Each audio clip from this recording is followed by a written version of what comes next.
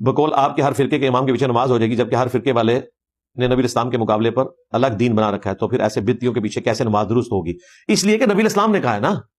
صحیح بخاری میں 694 نمبر حدیث ہے کہ عنقریب ایسے امام آئیں گے جو تمہیں غلط نمازیں پڑھائیں گے، ان کے پیچھے نماز پڑھ لینا، ان کی غلطی کا وبال ان پر ہوگا۔ اسی طریقے سے صحیح بخاری میں اس سے اگلا جو قول ہے وہ سیدنا عثمان کا ہے، جب اصحاب نے ان سے پوچھا کہ مسجد نبوی پر فطروں کے امام کا قبضہ ہے، ہمیں خطرہ ہے کہ اس کے پیچھے نماز پڑھ کے ہم گنہگار ہوں گے، ہمارے امام تو آپ ہیں، تو سیدنا عثمان نے کہا کہ نیکی کے کاموں میں ان بدعتیوں کا،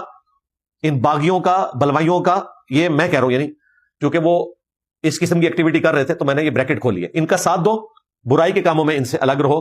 نماز ہی تو مسلمانوں میں ایک اجتماعی نیکی کا کام ہے، اس اجتماعی نیکی کے کام میں ان کا ساتھ دو۔ یہ حضرت عثمان کا فتویٰ ہے، اس پہ امام بخاری نے باب باندھا ہے کہ بدعتی اور باغی کے پیچھے نماز پڑھنا درست ہے۔ اس لیے ہم کہتے ہیں ہاں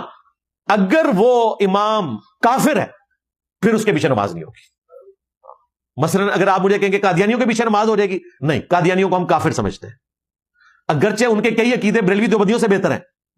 لیکن چونکہ انہوں نے اپنا باپ بدل لیا ہے۔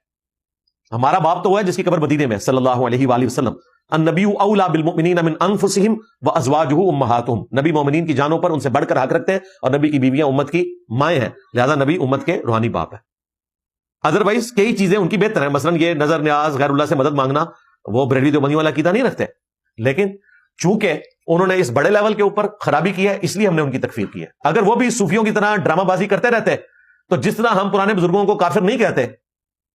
ان کی ڈرامہ بازی بھی ہم نے قبول کر لینی تھی۔ شراب کو یہ انگوروں کا جوس کہہ کے پیتے رہتے تو بچے رہتے، لیکن ڈائریکٹ انہوں نے شراب کہہ لیا، یعنی امتی نبی کہہ لیا